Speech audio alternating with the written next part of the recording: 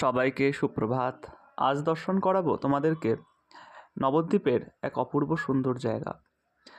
আমরা আজ দর্শন করাবো সমাজবাড়ি আশ্রম, শ্রী রাধারমণ বাগ।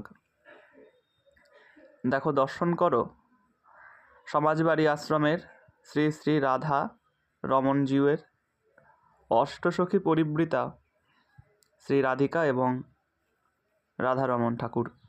অপূর্ব সুন্দর এই কুঞ্জের দর্শন করো সকলে।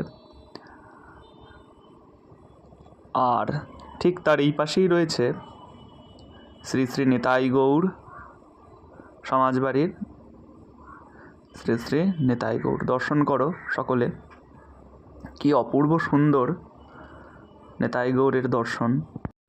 রাধারমণজিউয়ের ডান দিকের কক্ষে রয়েছে নিতাই গৌর এবং বাম দিকের কক্ষে রয়েছে শ্রী বলরাম।